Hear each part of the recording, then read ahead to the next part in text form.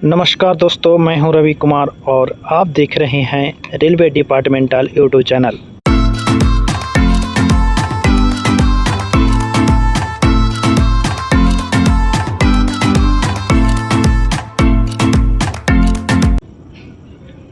आज के वीडियो में हम लोग ऑपरेटिंग डिपार्टमेंट के महत्वपूर्ण प्रश्न को देखेंगे जो कि परीक्षाओं के लिए बहुत ही महत्वपूर्ण है। तो इसमें पहला प्रश्न है, विस्फोटक माल से लदे हुए वैगन की शंटिंग के दौरान अधिकतम गति कितनी होगी। तो इसकी गति इसमें 8 किलोमीटर प्रति घंटा दिया है, लेकिन अब से इसे 10 किलोमीटर प्रति घंटा कर दिया गया है। तो इसका सही उत्तर होगा 10 किलोमीटर प्रति घंटा। अगला प्रश्न है, 2 बॉक्स वैगन की शंटिंग बिना प्रेशर के करते समय अधिकतम गति कितनी होगी। तो 3 किलोमीटर प्रति घंटा होगी। अगला प्रश्न है, यात्रियों से युक्त सवारी गाड़ी की शंटिंग के दौरान अधिकतम गति कितनी होगी। तो इसका भी अधिकतम गति 10 किलोमीटर प्रति घंटा होगा, लेकिन इसमें 8 किलोमीटर प्रति घंटा दिया है, तो ये गलत है। इसका सही आंसर 10 किलोमीटर प्रति घंटा होगा। अगला प्रश्न है, जब सिंगल लाइन में संचार व्यवस्था भंग हो जाए तो किसी वाहन को संचार व्यवस्था खोलने के लिए नहीं भेजा जा रहा हो तो उसके साथ ब्रेक वाहन लगाकर भी भेजा जा सकता है। तो हाँ, इसमें बताना है हाँ या ना। तो हाँ, इसको भेजा जा सकता है। अगला प्रश्न है, दुर्घटना के समय TH 602 के प्राधिकार पर जाने वाली सहायता गाड़ी के लोको पायलट को कहां से कहां तक यात्रा करने की अनुमति है। तो लोको पायलट को दुर्घटना स्थल एवं वापस प्रथम रोक सिग्नल तक आने की अनुमति होती है। अगला प्रश्न है, दुर्घटनाग्रस्त ब्लॉक सेक्शन में जाने वाली अप गाड़ी के चालक को कौन सा प्राधिकार पत्र दिया जाएगा। तो उसे TH 602 दिया जाएगा। अगला प्रश्न है, दुर्घटनाग्रस्त ब्लॉक सेक्शन में अधिकतम कितनी सहायता गाड़ी भेजी जा सकती है। तो अधिकतम 2 सहायता गाड़ी को भेजा जा सकता है। अगला प्रश्न है, TH 602 का प्राधिकार पत्र प्रस्थान रोक सिग्नल को ऑन स्थिति में ही पार करने की अनुमति देता है। तो हाँ, इसको प्रथम रोक सिग्नल को ऑन में ही पार करने की अनुमति देता है। अगला प्रश्न है, डबल लाइन पर संपूर्ण संचार व्यवस्था भंग के समय एक गाड़ी जाने के बाद उसी दिशा से दूसरी गाड़ी कब चलाई जाएगी। तो दूसरी गाड़ी 30 मिनट के बाद चलाई जाएगी। अगला प्रश्न है, डबल लाइन पर पूर्ण संचार व्यवस्था भंग होने पर चालक को गाड़ी संचालन के लिए कौन सा प्राधिकार पत्र दिया जाएगा। तो उस समय TC 602 चालक को दिया जाएगा। अगला प्रश्न है, डबल लाइन पर संपूर्ण संचार व्यवस्था भंग होने के दौरान चालक गाड़ी को किस गति से चलाएगा। तो संपूर्ण संचार व्यवस्था भंग होने पर चालक गाड़ी को 25 और 10 के स्पीड से चलाएगा। यदि दृश्यता साफ हो तो 25 के स्पीड से, और रात के समय या तो दृश्यता साफ नहीं है तो 10 के स्पीड से गाड़ी को चलाएगा। अगला प्रश्न है, डबल लाइन पर संपूर्ण संचार व्यवस्था भंग के दौरान चल रही गाड़ी की दुर्घटना हो जाने पर यदि पास वाली लाइन अवरुद्ध हो जाए तो चालक ब्रॉड गेज में उस लाइन का बचाव करने के लिए पटाखे कितनी दूरी पर लगाएगा। तो पटाखे जो है 250 मीटर पर पहला पटाखा लगाएगा और अगला 500 मीटर पर लगाएगा, फिर 10 मीटर की दूरी पर लगाएगा, यानी 3 पटाखे को सुरक्षा के लिए लगाएगा।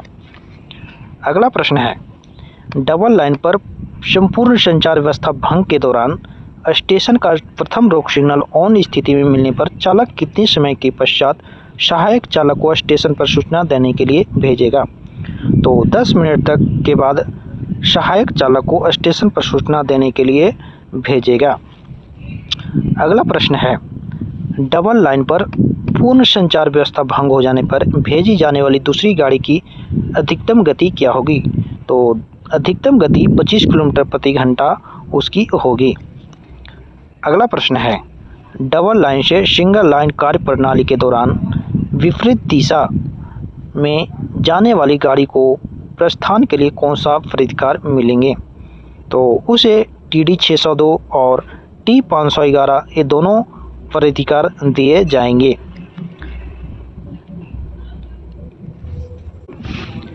अगला प्रश्न है, डबल लाइन से सिंगल लाइन कार्य प्रणाली के दौरान सही दिशा यानी राइट डायरेक्शन में जाने वाली गाड़ी को प्रस्थान के लिए कौन सा प्राधिकार मिलेगा? तो इसके लिए TD 602 दिया जाएगा। अगला प्रश्न है, डबल लाइन से सिंगल लाइन कार्य प्रणाली के दौरान सही दिशा में जाने वाली गाड़ी को अगले स्टेशन पर किस प्रकार लिया जाएगा? तो सिग्नल दे करके इसको लिया जाएगा। अगला प्रश्न है, डबल लाइन से सिंगल लाइन कार्य प्रणाली के दौरान विपरीत दिशा में जाने वाली गाड़ी को अगले स्टेशन पर किस प्रकार लिया जाएगा? तो अगले स्टेशन पर T 510 दे करके इसको लिया जाएगा। अगला प्रश्न है, डबल लाइन पर सिंगल लाइन कार्य प्रणाली लागू करने के बाद जाने वाली पहली गाड़ी के चालक को किस गति का सतर्कता आदेश दिया जाएगा? तो पहली गाड़ी को 25 किलोमीटर प्रति घंटा से जाने के लिए सतर्कता आदेश यानी कॉशन ऑर्डर दिया जाएगा। अगला प्रश्न है, डबल लाइन पर सिंगल लाइन कार्य प्रणाली लागू करने के बाद उसी दिशा में जाने वाली दूसरी गाड़ी की गति कितनी होगी? तो दूसरी गाड़ी की गति समान गति होगी। अगला प्रश्न है, डबल लाइन पर सिंगल लाइन कार्य प्रणाली के दौरान पहली गाड़ी जाने के बाद उसी दिशा में दूसरी गाड़ी कब भेजी जाएगी? तो दूसरी गाड़ी लाइन क्लियर मिलने के बाद भेजी जाएगी। अगला प्रश्न है, सवारी गाड़ी को ब्लॉक सेक्शन में रनिंग टाइम के कितने समय बाद कब ओवरड्यू माना जाता है? तो सवारी गाड़ी यदि 10 मिनट का ओवरड्यू हो जाता है तो उसे ओवरड्यू माना जाएगा। अगला प्रश्न है, मालगाड़ी को ब्लॉक सेक्शन में रनिंग टाइम के कितने समय बाद कब ओवरड्यू माना जाएगा? तो मालगाड़ी को 20 मिनट बाद माना जाता है। अगला प्रश्न है, ब्लॉक सेक्शन में किसी गाड़ी का इंजन फेल हो गया तो उसकी सहायता के लिए जाने वाले इंजन को क्या प्राधिकार पत्र दिया जाएगा? तो उस सहायता इंजन को TA 602 दिया जाएगा। अगला प्रश्न है, सिंगल लाइन संपूर्ण संचार व्यवस्था भंग होने के दौरान संचार व्यवस्था खोलने के लिए जाने वाले इंजन के चालक को क्या प्राधिकार पत्र दिया जाएगा? तो उसके लिए TB 602 संचार व्यवस्था को खोलने के लिए दिया जाएगा। अगला प्रश्न है, सिंगल लाइन संपूर्ण संचार व्यवस्था भंग के दौरान संचार व्यवस्था खोलने के लिए जाने वाली इंजन की गति क्या होगी? तो सिंगल लाइन पर संपूर्ण संचार व्यवस्था को खोलने के लिए 15-10 के स्पीड से जाएगी, जो दिन में 15 के स्पीड से और रात के समय 10 किलोमीटर प्रति घंटा के स्पीड से जाएगी। अगला प्रश्न है, चलती हुई गाड़ी का विभाजन हो जाने पर चालक कौन सी सीटी बजाकर गार्ड को सूचित करेगा? तो उस समय लंबी छोटी चालक सीटी बजाएगा, इससे गार्ड को सूचना मिलेगी। अगला प्रश्न है, रात के समय गेटमैन द्वारा सफ़ेद बत्ती ऊपर से नीचे की ओर हिलाकर चालक को संकेत दिखाया जा रहा हो तो चालक क्या समझेगा? तो चालक समझेगा कि गाड़ी विभाजन हो गया है। अगला प्रश्न है, दुर्घटनात्मक गाड़ी विभाजन के दौरान दूसरा भाग लेने के लिए जाने वाले इंजन के चालक को कौन सा प्राधिकार पत्र दिया जाएगा? तो इसके लिए TA 602 चालक को दिया जाएगा। अगला प्रश्न है, दुर्घटनात्मक गाड़ी विभाजन के समय दूसरा भाग लेने के लिए चालक को स्टेशन से कब भेजा जाएगा? तो चालक को सबसे धीमी गति की मालगाड़ी के रनिंग समय से 30 मिनट बाद भेजा जाएगा।